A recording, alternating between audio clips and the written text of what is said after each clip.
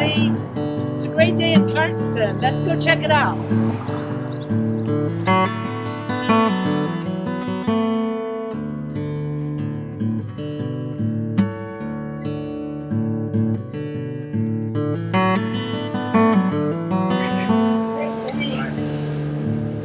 Bye now.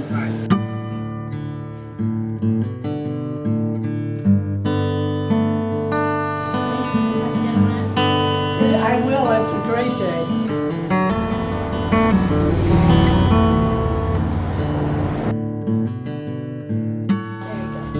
You're welcome.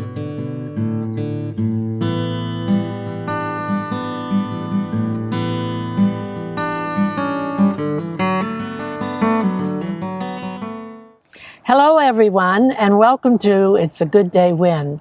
I'm your host, Lavonne Upton, and today's show is It's a Good Day When you get to play a round of golf at Shepherd's Hollow Golf Course. Shepherd's Hollow is located in Clarkston, Michigan, and it's off of I-75 at exit 93.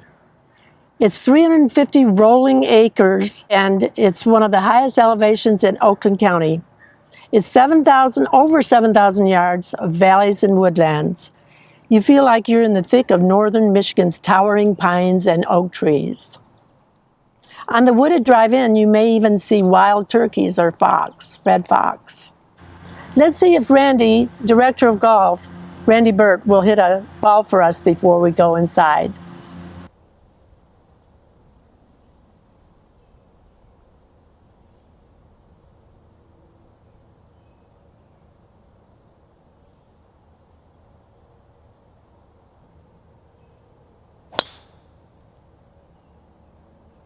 Great shot, Randy.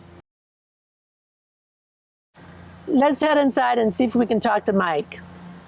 Hello again. I'm here with Micah Bylan, who's the managing partner at Shepherd's Hollow. We've been out driving around the course, and it's a beautiful and unique property. Thank you. Tell me how you came upon it. Well, the land is owned by the Detroit province of the Society of Jesus, known as the Jesuit community, which is part of the Catholic Church. And they've had this land since sometime in the 50s when it was donated to them. And you may know that there's a very large building here called the Columbier Center, which was originally built to be a seminary. And that opened sometime in the late 50s, and it probably had about a 15-year run, and then the number of young men wanting to be priests diminished, and so the building did not serve that purpose any longer. So it had a number of uses to it. But the Jesuits are very practical people, very smart people, business savvy, and they knew that they had 405 acres and that they could probably come up with some other alternative, maybe higher uses for the property. To their credit, I think, they did not want to build a subdivision. Not that there's anything wrong with subdivisions, but they felt that the land was very unique, which I think you experienced today, and they thought it would be best for the Clarkston community, Independence Township community, if it was kind of left in its natural state. So golf course became a desired use for them. They happened to know a world famous architect named Arthur Hills from Toledo, and by coincidence, all of Art's children went to Jesuit high school. So they knew him, they had contacted him. I have worked with Art quite a bit in the past, so he called me and got together with the Jesuits, and that's how that all happened. Is that affiliation the reason for the name Shepherd's Hollow? It is. Of course, the name of a golf course, it's ultimately the course itself, but there are certain courses that I think the name of it speaks to it a little bit as well. And in this case, it did. Certainly, priests are shepherds of the flock, so that's where we got the name Shepherds. And then if you noticed out there, there's quite a bit of undulations, ups and downs, and low areas, which are hollows. And I put those two together, and I'm happy to say that the Jesuits were very fond of that name, so they approved. Very nice. Well, Mike, you're a good golfer, I've heard. Not as good as I used to be. I can play a little bit, but Is this a difficult course? oh, not at all. No. No. I think we really achieved what we were aiming to do when we designed it. Now, it was three people, Art Hills, myself, and Paul Clute, that did the design of the golf course, architecture of the golf course. And because of the uniqueness of the property, and again, we're on, of that 405 acres, our 27 holes is on 350 acres, which is unusual. Many of the private clubs in the Detroit area have 18 holes on about 100 to 105 acres. And here we have 115 acres per 9. So big area. And we were able to do things that you can't always do when you're designing other golf courses. And one of the things that we were very cognizant of is the playability. Playability is something that all architects are after, but sometimes you can't achieve a fair, playable golf course along with a challenging golf course. So I would say that it is a very fair golf course. Not easy, but it's not a difficult or hard golf course.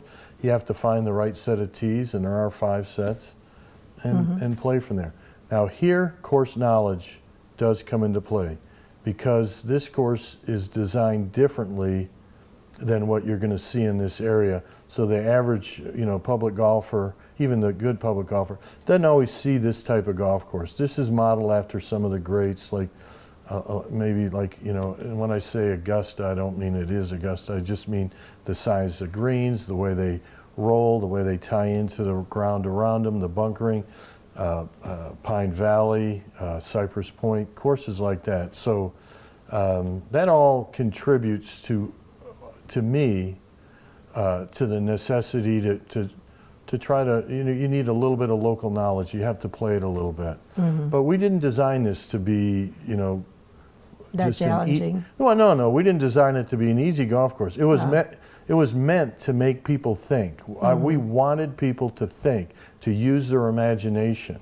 We didn't want it to just be the run-of-the-mill golf course. And with this piece of property, we had that ability. So we used And is that why you did the 27 holes too, because you had the space to do it? Well, we did, but many people would have done 36 or even 45 holes here, which to me, in our estimations, would have ruined a lot of the beauty that's out there. We would have had to take down many more, if not the majority of the trees, would have had to level many of the natural contours that still exist. So 27 holes is probably the least anybody would do on 350 acres, but we felt we were maintaining the integrity of the property. And I think the Jesuits appreciated that, and I know people like yourselves and the public appreciate it as well. Yeah. Well, the clubhouse and the setting, Mike, is beautiful too. Thank you. And it looks like a private club. And was that part of what was the concept behind that? Well, I'm not sure what a private club looks like. I know what private clubs, they're generally much bigger. Do you mean it looks very nice and elegant? Right, okay, yeah. It So looks it's a very good piece of selective. architecture, isn't it? Okay, yes, it okay, is. right. So, well, that was on purpose. Now, let me tell you a little bit about the architecture. This is designed after what would be consistent with low country architecture, low country design. And the low country, it runs from Georgetown, Charleston area, South Carolina, down into Savannah, maybe a little bit south of that. And there are features, elements in this design that would be found in low country design. For instance, the veranda that goes all the way around the, except for the one side, the kitchen side, goes around the clubhouse. The types of materials we use, the hardy plank, the coloring, the shutters, the long shutters on the building. Just so there's elements of it of low country. I wanted it to be unique to this area, but I wanted it to look like it was very friendly, very inviting, very warm, which are all words that I get from people all the time. Very warm, it reminds me of home. And the way I came up with the low country design, I went to school in South Carolina. and I really developed my love of architecture down there. And there's a lot of pine trees there. And this big pine forest that we're in here, by the way, was planted by Jesuit seminarians back in 1960 and 61. And when I walked through here, before we ever turned to shovel here, and I saw this pine forest, I thought, you know what? Low country design would work really well within the envelope of these pines. So that's why we did it. So it's like a plantation. Well, see, if it makes you feel warm, if it makes you feel at home and very comfortable, then we've accomplished what we were But rich and elegant at the same time. Well, elegant, that's fine. A casual elegance is great. Yes. Where you feel like, hey, I belong here. Not stuffy elegance, not not upper crust elegance. Just an elegance that people appreciate. And you know, really, Disney's made a huge living on the design of their buildings, their landscape architecture, even their hardscapes, the things they do with designs that bring out a passion in people. People oftentimes, when questioned by Disney about what do you like about Disney, they say, I don't know, I just like it. I just feel really comfortable there. And then when they bring up the architecture, they say, oh yeah, it's really nice, really, you know, different, or you know, very formal and nice. So yeah, it was intended to have to make an impact. What are some of the amenities you offer here, Mike? Well, of course, we start with golf. We have 27 holes of phenomenal golf, nationally ranked golf. But even before we started building, certainly while we were building, I knew that in order to really do the job well, we had to have very good food service. And we needed to create a space that was, as we say, warm, inviting, but still had those architectural elements that made it special. So you start with a great space to dine, indoor space. You carry that out, because everything we do here, we're in the clubhouse, we're trying to bring that nature inside. You carry it out to the veranda where people can eat, and then down to the terrace as well. So 3 great spaces, and then we have what I think is very good menus for both lunch and dinner, as well as for special events. We do quite a few weddings and showers and Christmas parties and that. We just have excellent recipes, excellent chefs, and we mean to do a good job with the food service. So those are our main amenities. I mean, we have locker rooms, things that support that. Well, you have the driving range and sure. practice center, the pro shop. Yes. And all those things that you would normally I like to have cocktails out on the veranda and hors d'oeuvres, and then go inside for dinner. Nice. Yeah, I really enjoy that. A lot of people enjoy that as well. Mike, you have a boating background, is that right? That's going way back. Oh, okay. Well, my father was in the boating business, so that's how I got into this business. I grew up in a family business, which was boats. He sold glass bar boats over on Gratiot Avenue in Roseville. And I grew up from a very young age working with him. It was one of the best times of my life, being able to work with my father, my brothers, my mother, my grandfather. And what brought you to golf? Well, when I got out of college, I looked at a number of businesses, and looked at the restaurant business, looked at dry cleaning, many different things. And while I was in my search, a piece of property in Rochester Hills came available. The city of Rochester Hills wanted to do a public-private venture with someone. We won a bid, and we built Pine Trace Golf Club in Rochester Hills. Yes.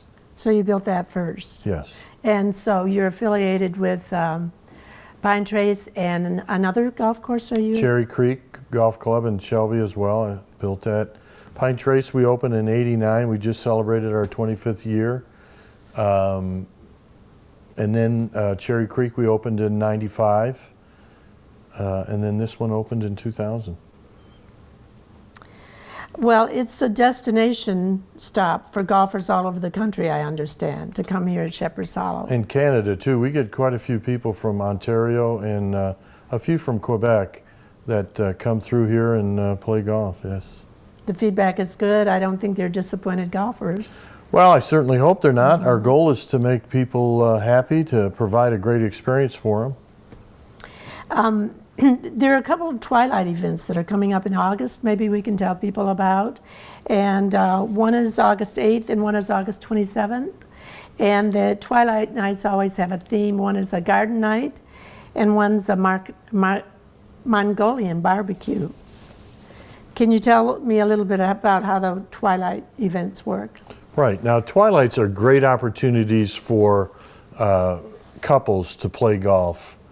And, you know, a man and a woman can invite another couple to come out and play 9 holes, and then afterwards they get an opportunity to eat a prepared meal that is specially designed for that evening. We just did a champagne one where we paired the food with champagne. We do a wine event every year. The one that you're talking about that's coming up is the garden night. We actually have a garden on property. We raise many of our own fruits and vegetables here on site. We do it organically. And that night we'll take everyone down to the garden and we will cook out there. We'll make dishes using the fresh fruits and vegetables that we have from the garden. Very nice. Well, Mike, I think we'll hang around and maybe soak up some of the beauty from the veranda for a while. Well, I hope you do. Thank you for being with us today. Oh, you're entirely welcome, yes. We'll have your phone number on the screen so Okay. people can call for reservation. And everybody go out and make it a good day.